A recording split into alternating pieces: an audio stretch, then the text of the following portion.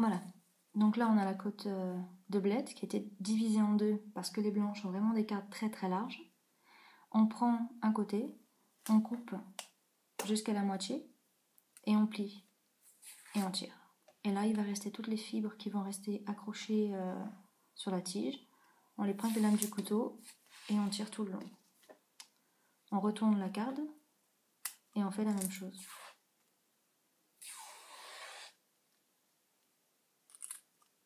Ça part très facilement sur les blanches.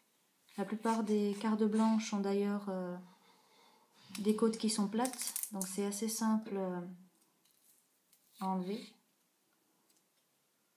Voilà, là on a fait une blanche. On a celles-ci qui sont très très fines, c'est des petites côtes à couper, donc on enlève la feuille, on réserve pour autre chose. Là pareil, c'est toujours la même chose, il suffit de couper et de tirer. Plus les cartes sont fines, plus les morceaux sont grands, ça évite de se retrouver avec de la casse ou à la fin vraiment des gros morceaux qui s'en vont, donc voilà. De toute façon, il n'y a pas trop de fils très gros sur ce genre de cartes.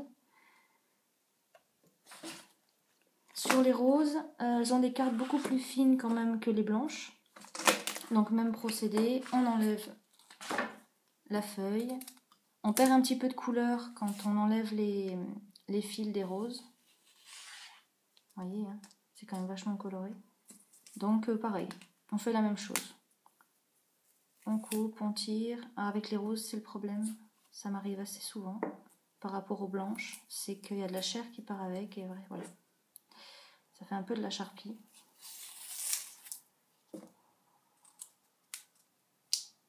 Ouais, voilà, ces cartes-là sont fines. Donc c'est un peu la galère quelquefois. Bon, c'est la deuxième sur tout le tas que j'ai fait, mais bon, c'est un peu embêtant. Et donc la jaune, même procédé, même taille que les roses. Les roses et les jaunes, c'est très très joli dans les plats. C'est beaucoup moins rustique que les blanches au jardin. Mais ça fait un super effet dans les plats. Quelquefois, on a la chance d'avoir dans les quarts de rose des feuilles rouges. Là, j'en ai pas. J'ai des feuilles un peu bleues avec des nervures rouges. Mais ouais, quelquefois, il arrive qu'on ait des feuilles rouges en plein milieu du truc. Donc, je plante des jaunes, des rouges, des blanches à large quart, des vertes à large quart. En fait, moi, j'appelle ça des blanches, mais ça s'appelle vertes à large quart. Et des petites blettes à couper, donc les cartes très fines que vous avez vues à l'instant. Celles-ci, on n'est même pas obligé de séparer le vert des tiges, il suffit simplement de les mettre directement dans la poêle. Un peu comme des épinards en fait, on ne s'embête pas.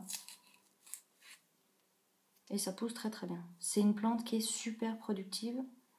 C'est vraiment une petite plante qui mérite sa place au jardin, qui est très bonne, ça remplace les épinards, ça remplace pas mal de choses. Alors voilà, la couleur que je vous disais, donc là je vais prendre une blanche, enfin une verte à large quart. Donc vous voyez, il y a quand même une différence dans les feuillages, je ne sais pas si on voit bien la caméra, mais c'est un petit peu bleuté.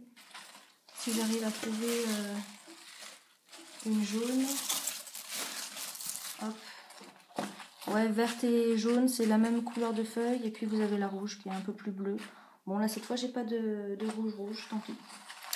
Mais bon voilà, c'était comment faire pour préparer les quarts des côtes de blettes. Donc vous voyez, c'est assez simple, c'est assez rapide.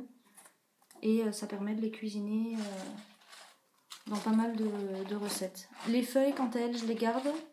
Là, je vais faire un gratin. Je vais utiliser les côtes entières, c'est-à-dire qu'on ne jette pas le vert. Il y a beaucoup de gens qui jettent le vert des feuilles. Enfin, le vert des cartes, c'est quand même dommage.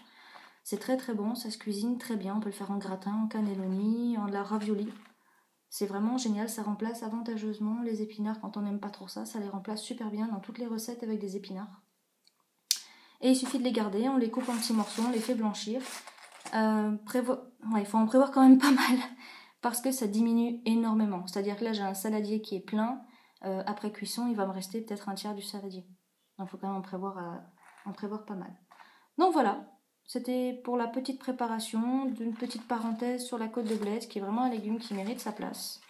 Donc n'hésitez pas à en planter, ça pousse facilement, même en plein hiver. Les vertes à large quart sont très rustiques, ça tient l'hiver. Donc on peut en avoir de la fraîche tout l'hiver. C'est vraiment génial. La recette du gratin, des raviolis, tout ça, vous pouvez les trouver sur le blog. Donc l'atelier du moustique. et on se retrouve là-bas. Donc je vous souhaite une bonne journée. Au revoir.